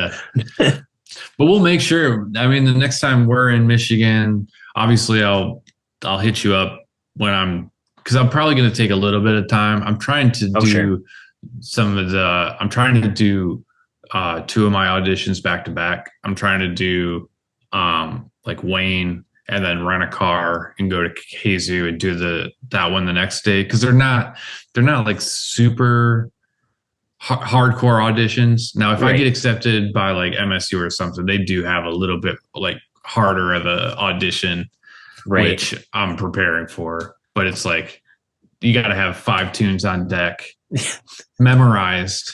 Yeah. They'll call 2 of them. So you got to have them down. I don't even know if you are accompanied. So I might have to just like know the changes so well to like do like 2 or 3 choruses, just communicate. Right. And then for the trumpet players, there's like this crazy technical exercise that once again, got to have it memorized. Right. And so it's cool. I'm up for the challenge, but yeah, it's a lot. It's a lot and I want to do well, obviously. Like I want to do well. Yeah. If anything, make an impression and then be like, I'm around. Yeah. I'm not, I'm definitely here. Yeah, I'm definitely back. I'm back, man. But yeah, what I'm trying to do is maybe take a couple days out and between those. So maybe we can work something out. Well, I'll keep you in touch with that because I gotta get through Christmas first. Right. Yeah. There's plenty to do for the holidays. Man, it's crazy. Yeah. Well, yeah. We'll touch base again soon, and I'm gonna go. I don't know. I have a float session today, so that'll be nice to just like have an hour to do nothing. Yeah, seriously. And because tomorrow I have to make charts for the songs I recorded with Serena Ray for the band that's going to play them on Friday for this charity show, the Christmas at Critters thing. And then the musical is, we had callbacks last Thursday. Tuesday is a rough read through the whole play, so I have to go up to Ludington and do that. But then over the holidays, there's some key songs that the director was like, "Hey, could you like plunk out parts for all?" So I have to make those recordings tomorrow. So today is after this, it's like I'm just rest, recharge, and just get ready for an insane week of shows. Yeah, God bless, man. That's a lot. It's a lot. Yeah, I'm just like, can no one else do it? I was thinking there's a pianist who works in Ludington, and I'm like, she can't do it. Like, just just hang out and read through. She's gonna be involved anyway. Yeah, like she's gonna be in the pit. Like, why not? But I guess it's what's gonna have to happen. Yeah, dang. All right, man. Well, I've had a great time catching up with you. It was It's been good to link up, and yeah, man, it's not far off, bro. Yeah. We'll get it going. Yeah, we'll get stuff going again for sure. Oh yeah, definitely. All right, man. Have a good Sunday. See you, Dutch. Yeah, see ya. Brad Fritcher, everybody. As you can tell, we've had a lot of years working together, and even though he's been gone the last few years, just traveling and being based in different cities around the U.S., a lot of those core principles and a lot of the things that he learned and a lot of the the collaborative spirit, the cross-pollination of different genres and artists working together, that was all born in Michigan. And to hear different perspective on different areas, it makes you appreciate some of the good things about being a musician, working and learning in Michigan. So keep an eye out for his new album. Keep an eye out for when he returns, because we're going to have him featured on different things. Again, if you want to support this podcast, share it with people. You can follow, the podcast on Spotify. You can subscribe on to my YouTube page, so you'll get notified anytime there is a new episode.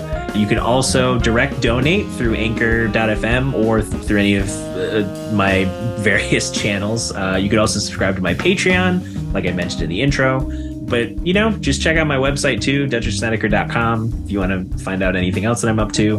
Things are going to get updated shortly for, the next couple of months of shows and the musical that I'm involved in. So keep an eye out for that. But until then, we'll see you in the next episode of Mitten Backstage. Take care.